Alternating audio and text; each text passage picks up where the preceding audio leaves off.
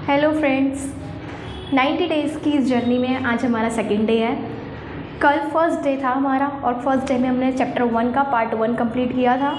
आज पार्ट 2 करते हैं।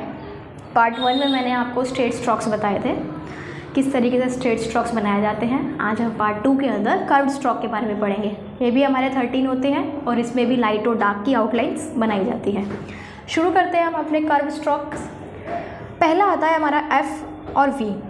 एफ़ जो है हमारा लाइट बनता है, जो कि इस तरीके से बनाया जाता है। मैंने सामने लिखा भी है कि लाइट स्ट्रोक है। वी हमारा इसी का ही ब्रदर होता है, जो कि डार्क फॉर्म में बनाया जाता है। इथ हमारा ब्रैकेट की तरह होता है, जो कि लाइट बनता है, और दी हमारा डार्क बनता है, जो कि इसका ही ब्रदर है। एस हमारा इथ का अपोजिट होता है, जो कि लाइट फॉर्म में बनता है, और जी इसी का ही डार्क फॉर्म होता है। एच हमारा एफ़ का लाइट होता है और जी हमारा इसका ही डार्क फॉर्म होता है। एम हमारा लाइट होता है, एन ये भी लाइट होता है, बट जो इंग है वो एन का डार्क फॉर्म होता है।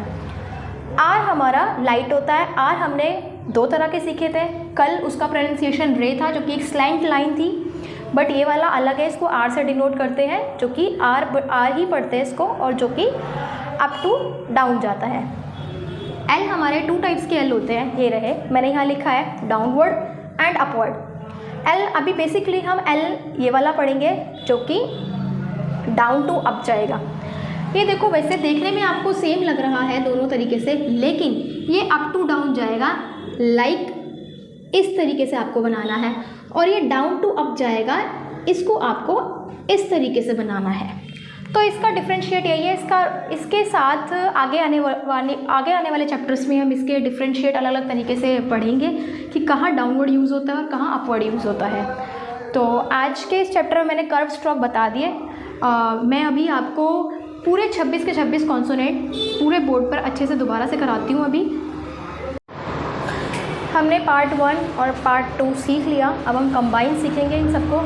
सारे 26 के 26 कॉन्सोनेंट मैंने बोर्ड पे लिख दिए हैं, और जो मैंने ये एरोज़ लगाए हैं, इसका मतलब है कि आपको ये एरो जो है इस तरीके से यहाँ नीचे आ रहा है, it means up to down आ रहा है। तो आपको पेंसिल इसी तरीके से चलानी है, या पेन जो भी है आप जो यूज़ करते हो, तो आपको पेंसिल उठानी नहीं है बीच के अंदर। स्टेनो में एक रूल होता है कि आपको पेंसिल बीच में नहीं उठानी है। जहाँ से आपने शुरू करी और जहाँ वर्ड का एंड होगा वहीं आपको पेंसिल छोड़नी है। जैसे अब मेरे सारे के सारे वर्ड्स बोर्ड पे लिख दिए। 26 के 26 कॉन्सोनेंट हैं हमारे। तो एक बार दोबारा से रिकॉल कर लेते हैं, इसको देख लेते हैं। पी हमारा लाइट होता है, जो कि अप टू डाउन बनता है। डी इसी तरीके से बनता है, डार्क है। टी लाइट होता है, डी डार्क होता है। जे लाइट होता है, जे डार्क होता है। के इस तरीके की लाइन होती है, लाइट, गे डार्क होती है। एच हमारे 2 तरह के होते हैं, अपवर्ड एंड डाउनवर्ड। रे हमारा ये रहा, लाइट होता है। डब्ल्यू भी लाइट होता है। वाई मतलब ये से डिनोट करते हैं, ये भी हमारा लाइट होता है। एफ हमारा लाइट होता है। वी हमारा डार्क होता है। इथ लाइट होता है। डी डार्क होता है। एस लाइट होता है। जी डार्क होता है। इश लाइट होता है। जी डार्क होता है।